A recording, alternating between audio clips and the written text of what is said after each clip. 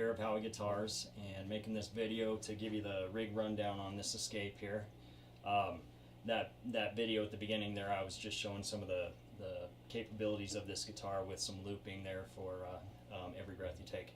But what I want to do now is I've done away with all of my effects and looping and everything, and I'm plugged straight into my old 64 Silvertone amp here, and the sound is going straight into just the microphone of the camera here, so you can get a really true clean sound and just know what's going on here with everything with this guitar. So this is the latest rendition of the Escape. It's the most advanced so far, and I got to give a shout out to my buddy Richard Warner, because when we got the patent on the Nautilus shell design that's inside here, he was just critical on helping me figure out a way to boost the sound by putting a preamp in there and running piezo's on the shell. So if you're watching, Richard, thanks, man, appreciate it. So anyway, okay, so let's talk stats first. The body and the neck and the peg head veneer are mahogany. All of them are mahogany. The front and the back that you see there are flames maple. The staining process for this is really intense to get kind of the purple and the blue together. There's a lot of stain and sand out that goes on there. My youngest son helped me a lot picking the colors there for that, like he always does. Then the fretboard is African Blackwood. The inlays are abalone on the neck here. Then I've got everything from mother of pearl to gold pearl to abalone on the peg head here with the full shell lay-in design there. Radius on this guy is 10. Got a 10 radius on it. And then something else that really makes this guitar special is I've got the normal 5-degree angle on the neck this way, a 13-degree angle on the peg head from there. But this one also has a torsion angle, which basically means the neck is turned in just slightly. So it has a positive torsion angle of 1 degree coming back towards me, which it just feels better in my hands. So that's why I thought I would give that a go on this one. So that's another special feature. Okay, so electronics, lots going on here that will give you about every tone you might want. So first of all, I put a very hot humbucker in here. It's overwound. It's 12.2K Golden Age humbucker. Then the neck is also overwound a bit at 9.2K. So this will light you up. You can throw some distortion on that and it'll rock pretty good. Then it's got an Aguilar preamp in it, and that's run by a 9-volt battery on the back there. So that preamp gives you bass, mid, and treble for every setting you want on this guitar. Inside, as I was saying, the shells are loaded with piezo pickups. So in the video that started there, when I was hitting, those were lighting up because of the percussive sound you can get out of those because they're inside on the body on the shells.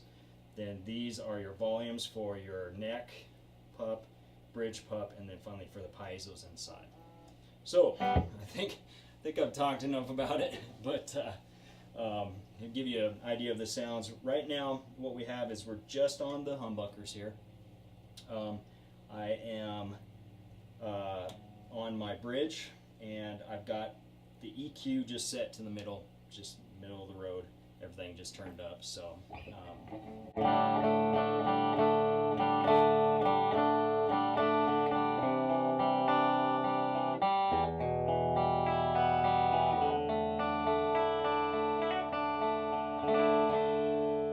Super bright.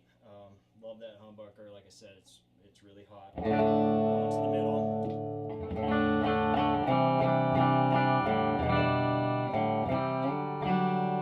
And then just the neck.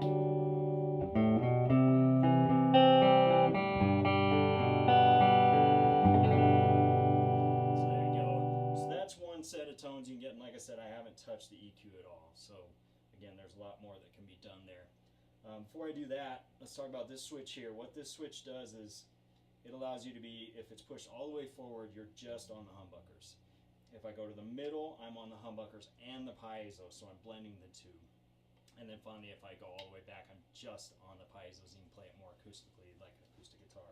So what I love to do is combine the two because it gives you a whole nother set of tones and capacitance, and uses the body, makes it much richer. So I'll give you an idea here of how that sounds. So I'm back up on the bridge. And now when I throw on the piezos, so you see it just riches it out, makes it much richer.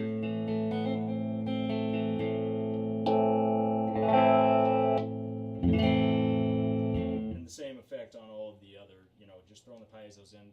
I really like to do that because I can play it and get percussion at the same time a lot, and it's nice. Let's go back to just the humbuckers, and I'll show you how the EQ works a little bit. So this is your bass.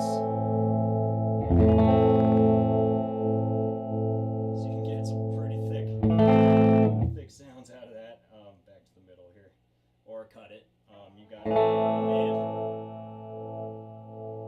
Now this mid is really hot. It doesn't like to go up much past the middle range, especially with the piezos on. It starts to feed back. But that can be a really cool thing because you can get it to feedback, just get it right on the edge, throw on like a fuzz pedal, and you get some really cool Jimi Hendrix sounds. It's really fun, and the guitar is kind of almost out of control, which I love. And then of course treble, so you can really make it squawk if you want to with some extra treble there. So back to the middle. Okay, and so finally, just on the piezos. So without EQ, also the piezos still are not as strong as these overwound humbuckers. So if you're going to go just piezos and get the same sound, you're going to need to turn up. So I'm going to turn up the volume here. So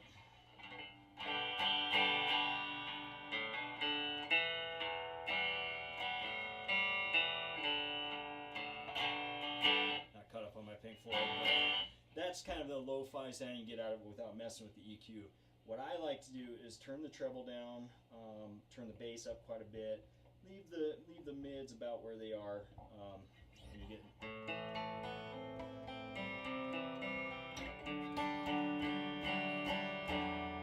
Like I said, you need more volume to get your sound.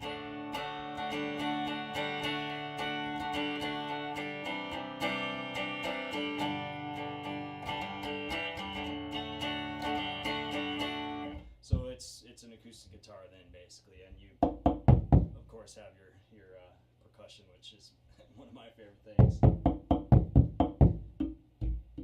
Get about any sound that you want out of it, so that's quite a lot of fun. So I think that's it. A lot of people ask about the carve of the neck on my guitars. This one is kind of in between a Les Paul and, say, an ES335. It's not super chunky, but it's not really thin this way,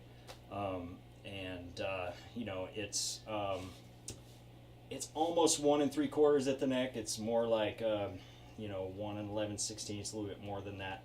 2 3/16 at the tail, and 25-inch scale length, and 22 frets. I took the frets down pretty low. Other than that, it's got super tight action. It's about 0.07 at the 12th fret for the low E, 0.065-ish for the high E, with relief of about 0.085 at the 8th fret. So gives you an idea of all of that. So I'm sure I forgot something, so please feel free to shoot me a line or send me a message on our website or whatever with any questions you might have. And I hope you liked the video, and thanks a lot for watching.